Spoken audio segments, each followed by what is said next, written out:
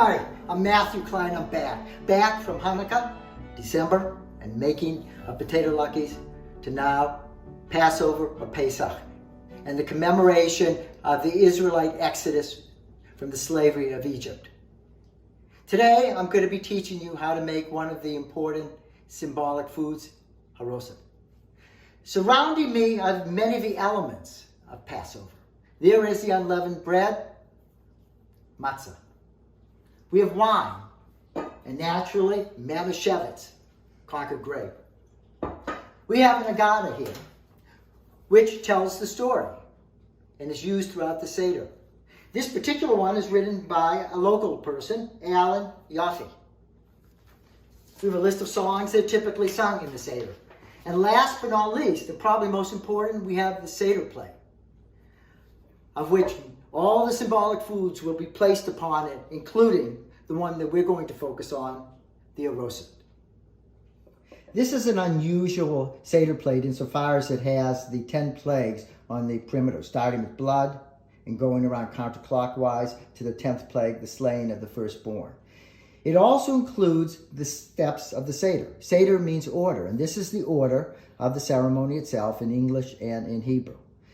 The symbolic food that is on the Seder plate include a roasted egg, betza, which symbolizes spring and renewal, a lamb shank bone, zeroa, for the Paschal lamb, a bitter herb, maror, typically horseradish, a spring green vegetable, such as parsley, cilantro, karpas. Here we would have a bowl of salt water, mayim melech, in which the green vegetable karpas is actually dipped. And you have the springtime and the greenness being dipped into the salt water, reminding us of the tears of the Israelites.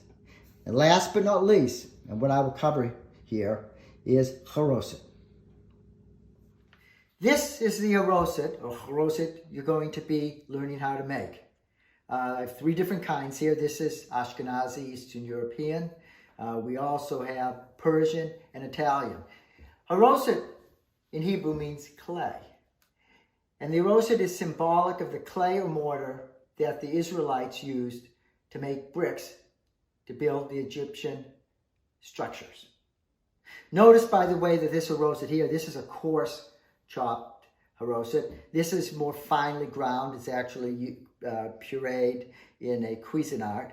But in every case, it looks a little bit like mortar or clay. And you notice here the Haroset is actually pressed into balls, which it can be done, and you can actually put nuts into the balls themselves.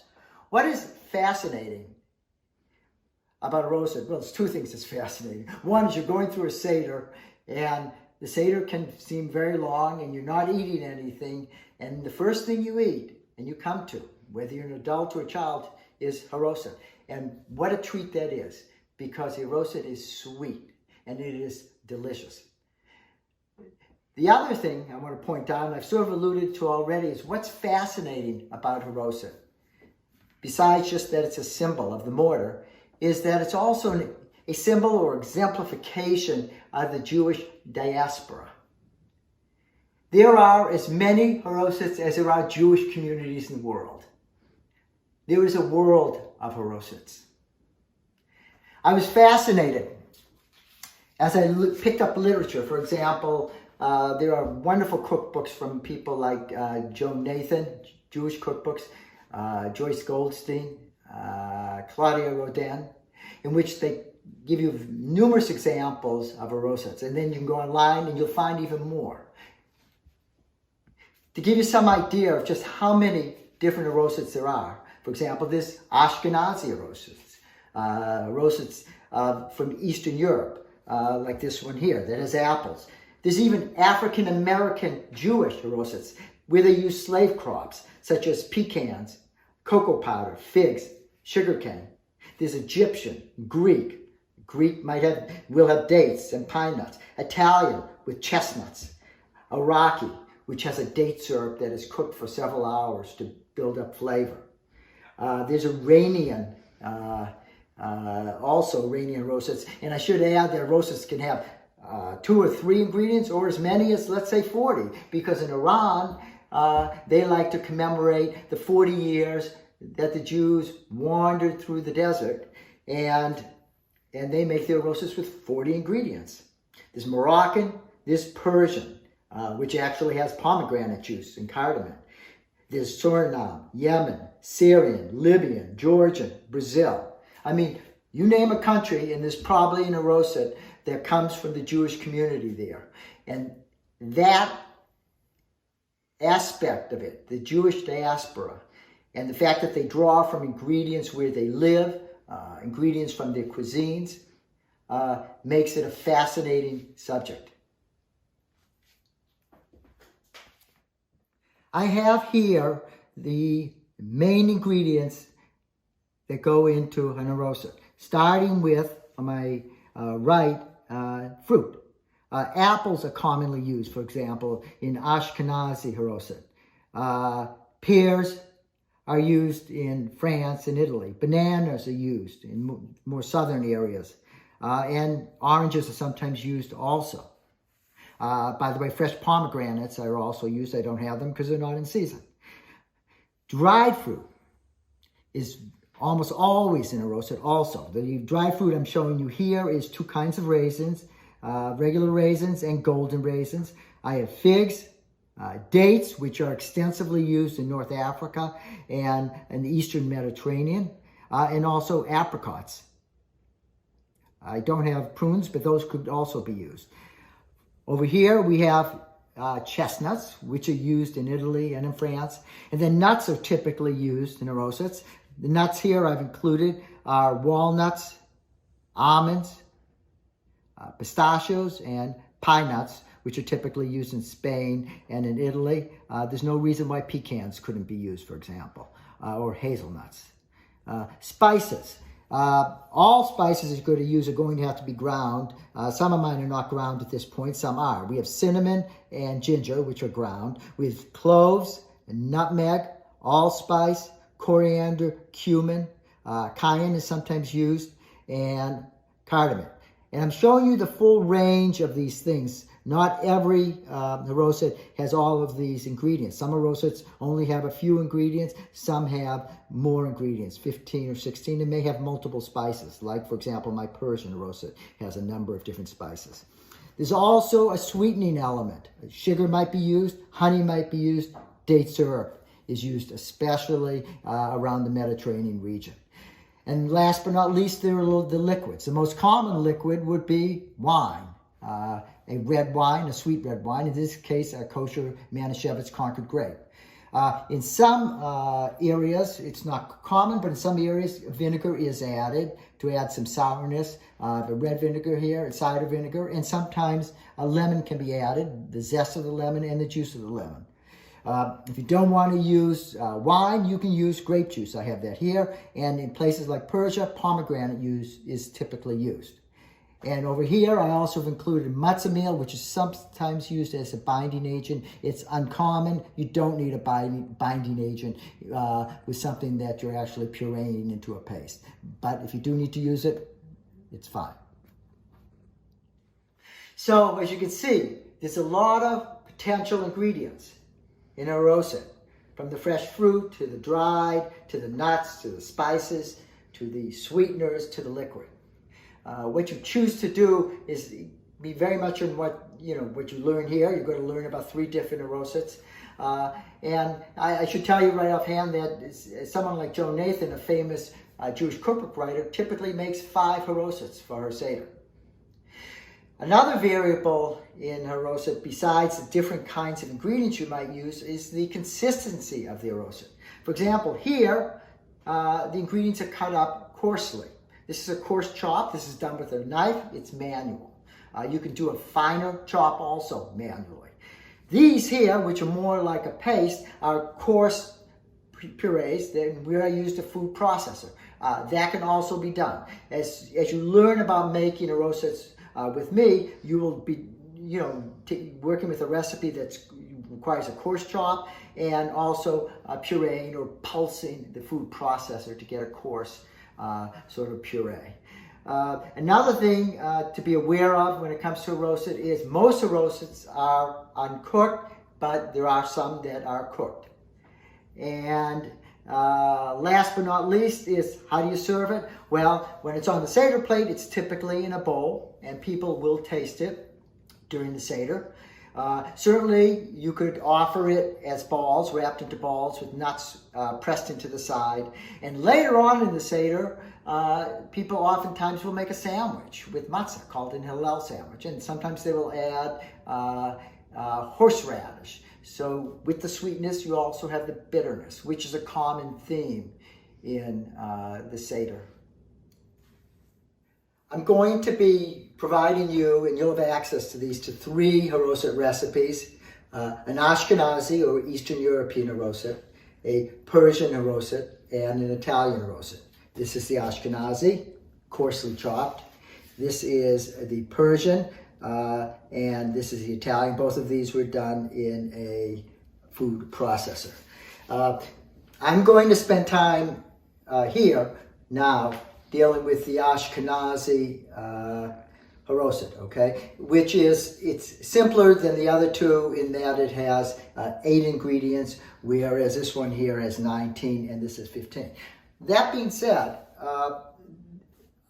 though this is easier to do, putting these ingredients in a Cuisinart and doing pulsing pureeing is very easy too. I mean, none of these Harosets take much more than 15 minutes to do. Okay. Now, regarding the Ashkenazi or Eastern European Haroset, let me just point out some of the tools you might need. I have actually the ingredients here, but I want to talk about the tools. You're going to be manually cutting the apples and the walnuts. So you will need a knife. It's up to you what kind of knife you like to use. This is a larger knife. I like this kind of knife. I like this too. Both of these are favorites of mine. You're also going to need, you may need a peeler. That's up to you. But if it does ask to, you can peel the apples or you don't have to peel the apples. As a rule of thumb, when it's coarsely chopped, I tend to peel the apples. When I'm going into the food processor, I'll leave the skin on. But having a peeler can be helpful. Obviously, if you're going to measure, it's good to have measuring cups, and it's good to have table and teaspoons for measurement. I also have these 2 devices for zesting, and if, for example, you're going to zest a lemon, which is called for in this, you can use a microplane like this, or you can use this. Not a big deal. I'll show you how I zest as we go through this. Oh, and one other thing, if you're going to juice the lemon, you're going to need some kind of a juicer. This is one that I've had for years. Here's another kind. You could do it by hand, whatever you find comfortable in, being able to extract a tablespoon of lemon juice. Okay, the recipe for the Ashkenazi Haroset. Now, this one has a yield of 4 cups, and you'll have to think about 4 cups will feed quite a few people, especially in a tasting situation in a Seder. Okay, so this recipe calls for 2 medium-sized apples, and it says 2 sweet. It says Fuji or Gala, and any other sweet apples are fine. Or 1 sweet, Fuji or Gala, and 1 tart. Or you could go with 2 tart, in this case, Granny Smith. It is totally up to you how you want to do it. The one that I made here, I used Granny Smith, and I think I used Fuji or Gala. It doesn't matter, but I used one that was tart and one that was sweet. Second ingredient, 3/4 cup nuts, walnuts and or almonds chopped finer than the apples. I will talk about chopping up the apples, but as far as chopping up the walnuts or almonds, these are the almonds. I'm going to show you what things look like when they're chopped, but you do need to chop up the nuts. You're going to be chopping them up essentially the same size as the apples, and you can see the size I have here. As a rule of thumb, I would say 1/4 to 3/8 of an inch pieces. But that's up to you, once again, on what you like and what you prefer.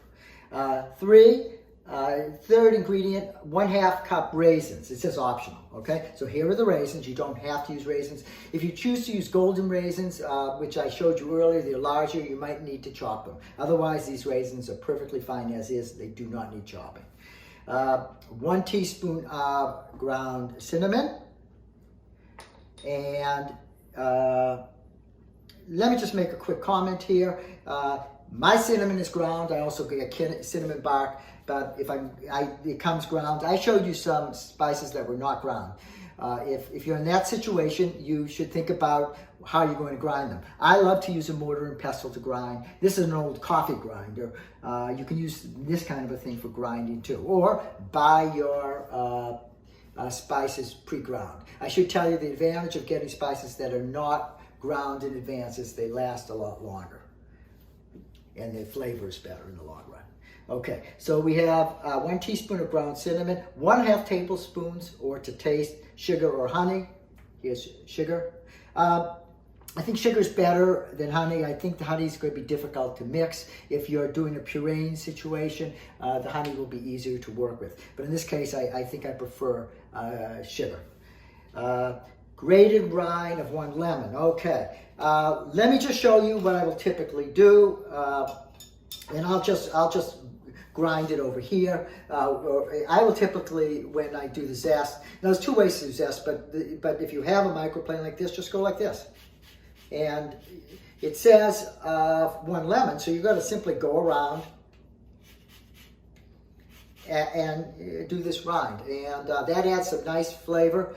Another way to deal with the rind is to actually peel it. Use a peeler and peel it, not deep because you don't want the pith, but peel the yellow part off the rind, and then actually chop up the pieces of rind. That's another way to do it, and you don't need to use a zester, but either way is going to work just fine. 1 teaspoon of lemon juice, which I actually have done already here, and 4 tablespoons of sweet kosher wine. Manischewitz, I recommend Manischewitz Concord grapes. And what I'm going to recommend you also do is you add the wine at the very end, a tablespoon or 2 at a time. This calls for 4 tablespoons maximum kosher wine. Taste it, see what you like. Preparation: peel, and this is optional, core and coarsely chop the apples. Okay, I'm going to move these items here.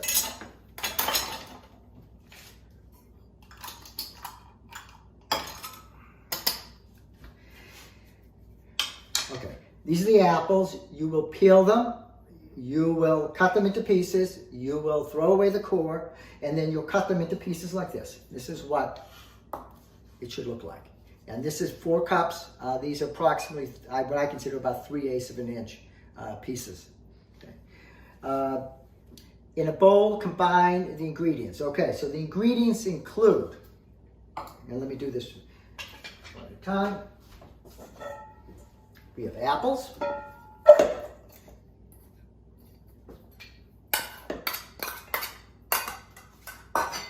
we have walnuts, raisins,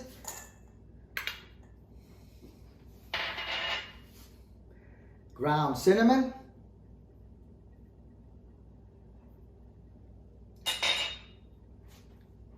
one and a half tablespoons of sugar or honey, that goes in there. The grade of 1 lemon, I think I'm going to have to do that right now for you. Make sure I have it.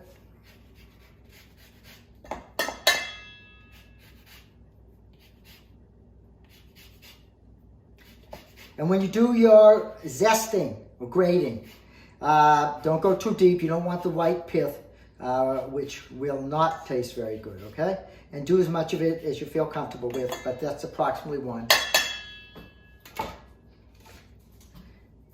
1 teaspoon of lemon juice is here. Okay, so everything is in except the wine. So this is my recommendation. I would use either a spatula or a spoon to first mix these. We'll mix them as is, and then we're going to add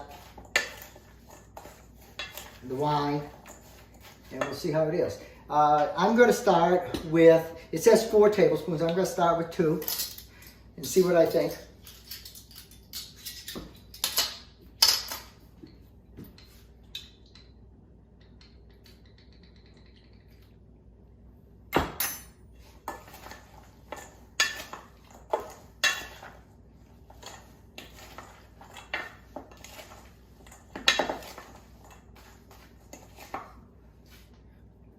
taste it and see what I think. Good, good. I'm going to add 1 more tablespoon of wine.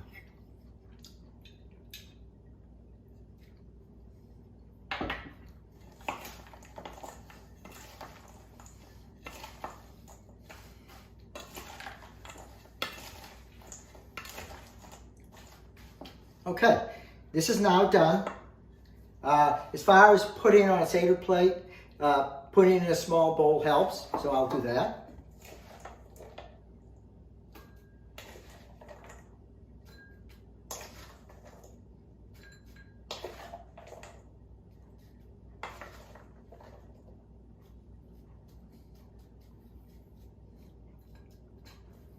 Okay, so that's the process, the ingredients, the preparation steps. This is what an Ashkenazi or Eastern European Haroset looks like. Here's a close-up of the Ashkenazi Haroset. It's coarsely chopped, apples, walnuts, raisins are not chopped. It includes cinnamon, sugar, the rind of a lemon, the zest, lemon juice, and in this case, 3 tablespoons of kosher wine. Once again, you can make it as coarse or fine as you want, and you can add more wine. The lemon I recommend, it adds a nice tang to sort of enrich the sweetness of this wonderful Haroset, which everyone at your Passover Seder will adore. That's the Ashkenazi, the Eastern European Haroset. It's here and it's here. It is chopped. It involves 8 ingredients. The other 2 Harosets that you will get recipes for will be a Persian Haroset and an Italian Haroset. Notice, these are more finely chopped. They go into a food processor and they're pureed, not to a really fine paste. My Cuisinart's, an original from years ago. It doesn't even have a pulse button. But what you do is you put all the ingredients in, except the things that you want to add and taste later on, which typically I will take what's in here and put it into a bowl. But put the ingredients in that you want to puree, and I mean, that includes it, and I'll tell you exactly about that, but that doesn't include the wine or the sugar or things like that. Those can be put into a bowl and manually stirred. The Persian Haroset has 19 ingredients, but I think I can safely say whether you're doing this one here, the Ashkenazi one, which is probably will take you about 10 to 15 minutes, or these 2 where we're using a Cuisinart and you don't have to do any real chopping to begin with. You might quarter an apple, let's say. These aren't going to take you much more than 15 or 20 minutes. It's just a matter of having the ingredients. So the other thing I should point out is, what I mentioned about the spices. Some of these have a lot of spices. For example, Persian Haroset, which has 19 ingredients, it includes pistachios, that's unusual, dates, and it has actually 5 or 6 different spices, including cardamom, which is very unusual. Includes ground cayenne pepper, which is up to you based on taste whether you want to include it. And it does have pomegranate juice. And I'll always give you a range of what to use, a half to 1 cup. And that can be added, not necessarily when you're pureeing, but when you put everything in a bowl to mix it together with those liquids.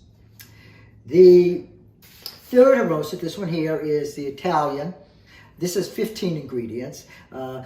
Some of the unusual ingredients here are the figs, the apricots, the roasted chestnuts, which I already introduced you to earlier, and pine nuts. I prefer the Spanish pine nuts if you can get them. It also has orange juice and orange zest. These are all delicious. How delicious? Well, for that, I need a taster. And who would be better than my friend Nancy?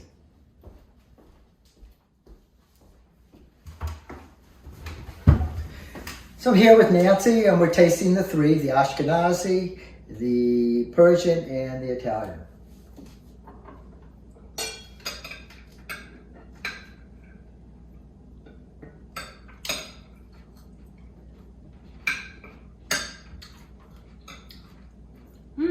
I like the Ashkenazi. It's very familiar to me. It's definitely the Haroset that I grew up with. But it's actually a little bit elevated because I like the lemon zest in it and the addition of the raisins. That we did not do. Yep, and the cinnamon comes through nicely too. Mm-hmm. Okay. Yeah. Tell me what you think of the Persian.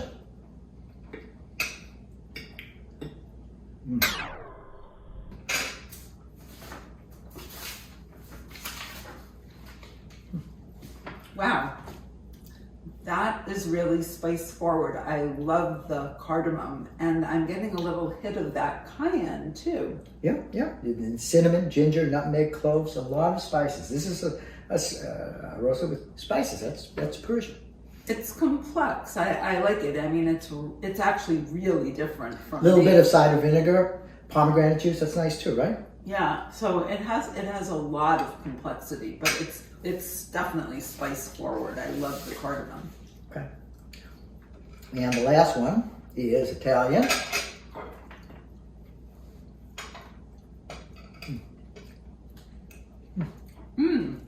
That one's really nice. They're all nice, but there's something about this one. I'm getting the tartness of the apricot, I think, and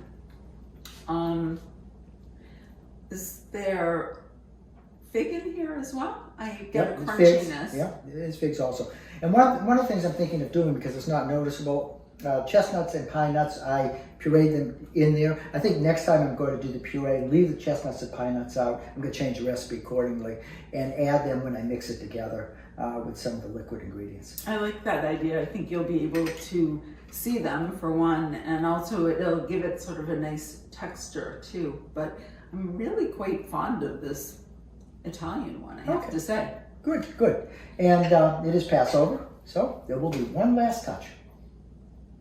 Looking forward to it.